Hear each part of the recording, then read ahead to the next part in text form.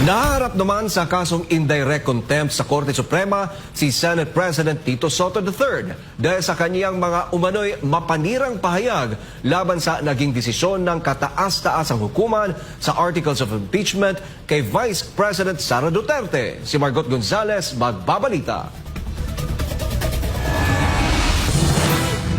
Naghain ng apela sa Atty. Ferdinand Tomas at iba pang abogado sa Korte Suprema para mapatawan ng indirect contempt at maparusahan sa Senate President Tito Soto III. Ito ay dahil umano sa mga hindi maganda at mga irresponsableng pahayag ng senador sa naging desisyon ng Korte sa Articles of Impeachment laban kay Vice President Sara Duterte.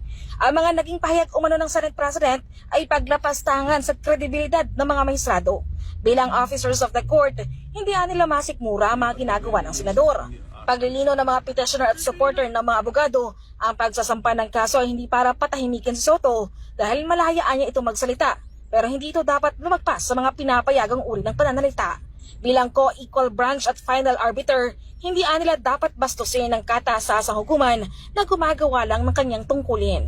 Malian niya na sabihing mas magaling ka sa mga maestrado. Yung pong mga public statements ni Senate President Vicente Soto III, with all due respect to him, ay lumalampas na po sa legitimate commentary at ito po ay nagtatransgress na into the territory of statements that tend to demean, destroy the credibility, undermine the faith of the people in the Supreme Court.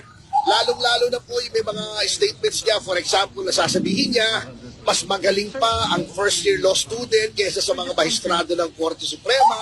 Parang inamend na ang konstitusyon, hindi naintindihan ng ponente na si Senior Associate Justice Leonen. Oo, walang alam sa rules. Para sa amin po, hindi na po ito tama, lalong-lalo na sa isang tao na siya po ang pinuno ng upper chamber ng ating Kongreso. Meron siya mga online post sa Facebook niya which to my mind is degrading, demeaning, disrespectful of the integrity of the Supreme Court as an institution. And tinarget niya yung ponente, yung senior justice, parang pinersonal niya. And he also had a statement na inaamyendahan ng Constitution ang desisyon ng Korte Suprema. Mali po yun. The Supreme Court is the final arbiter sa lahat ng constitutional questions. So very irresponsible yung pahayag ni Senate President Vicente Soto. In spirit, I am with the lawyers who are filing indirect contempt case against Senator Soto for first maligning the Supreme Court and creating an atmosphere by which he is supposed to be an example of being a legislator. He is encouraging people not to believe in the Supreme Court, being the final arbiter. Si Atty. Harold Respiso, pinanatan naman si Soto na parang tumutulad sa kanyang lolo na naging senador din at minsan na rin pinarusahan ng Korte Suprema dahil sa kanyang pagbatikos.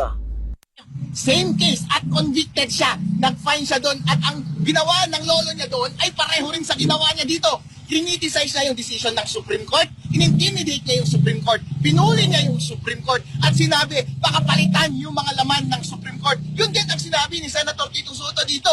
Mag-chat-chat tayo at palitan natin yung laman ng Supreme Court. Kaya mataas ang tiwala namin sa case na ito dahil merong precedent na lolo niya ka. At kung ano ang ginawa ng lolo niya dati, yun din ang ginawa niya ngayon at same case at same penalty rin ang lalabas laban sa kanya ngayon. Kung kakatigan ng ESE ang apila ng mga abogado, maaring pagmultahin at patawan ng 6 na buwang pagkakulong si Soto.